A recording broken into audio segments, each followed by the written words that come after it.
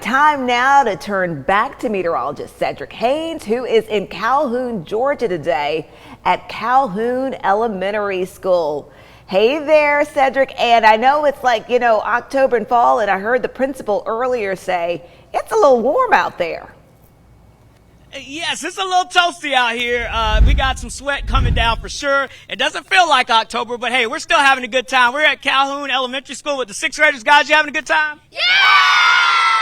Yeah, see, I think they're having a pretty good time, and we're having a great time. We've been here talking about weather. It's been a great morning so far, and now we're getting a chance to be with our viewers here in the Tennessee Valley and just talk a little bit about what we explained. Now, I'll tell you, of course, a lot of folks love to talk about winter-like weather and things like that, but these kids, they love to talk about hurricanes. They've really been focusing on that. So joining me first is tell them your name and just what you love about this weather study so far.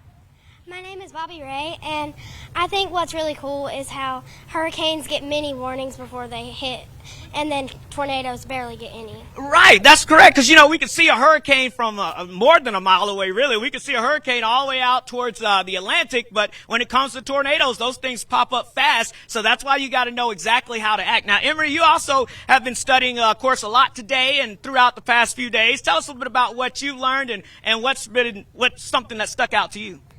How hurricanes, they can move anywhere they would like, but tornadoes can only move east. Ah, that's true. There you go. And so what we're talking about there is like with hurricanes, we can track those moving in different directions, but typically with a tornado, we see it develop on radar. It moves to the east because it doesn't like to be with the line of the air mass change, which is like a front or something like that. And I'll tell you what here, go ahead on and tell us here, we've got Kessler with us as well. And Kessler, you had a very interesting thing. You've been studying hurricanes. Tell me what's been your favorite thing about something that you've been working on. We have been doing a hurricane project to make a hurricane-proof house made of cardboard that can not fall down from a leaf blower. Wow, that's pretty awesome. That may actually take off. I'll tell you what, there may be some insurance companies calling you to get more information on how that project works there. So guys, just tell a little bit about kind of what you think of the weather so far today. What's going on out here? Sunny, kind of hot, Yeah.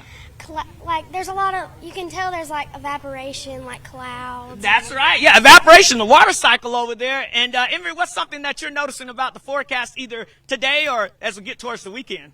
I noticed that it's going to get cooler towards the weekend. That's right. It's going to get a little cooler. So finally, if you want some fall-like weather, we may have some of that for you here. And Kessler, just tell us something about what you think about the weather pattern and what's going to be happening soon.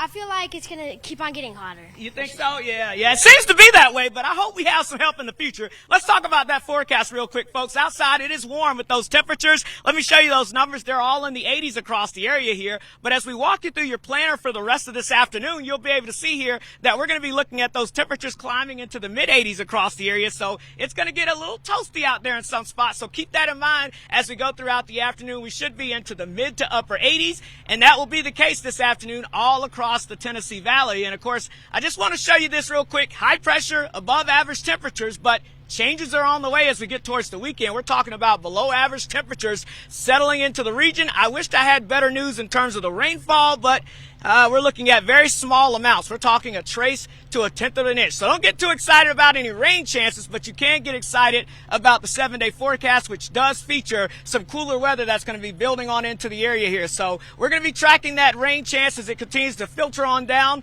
and hopefully bring us some cooler air across the area. So your Storm Alert 7-day forecast, we're looking at those above average temperatures that will stick around for the next few days.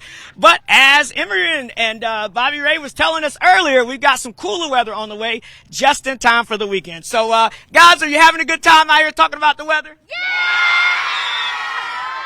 I think they're having a good time. I think they're learning a lot. I think some of them will probably be taking my job coming up soon, but hopefully they'll let me stick around for a little while. We'll talk more about your weather coming up in just a few moments, but for now, we'll send it back into you, Latrice.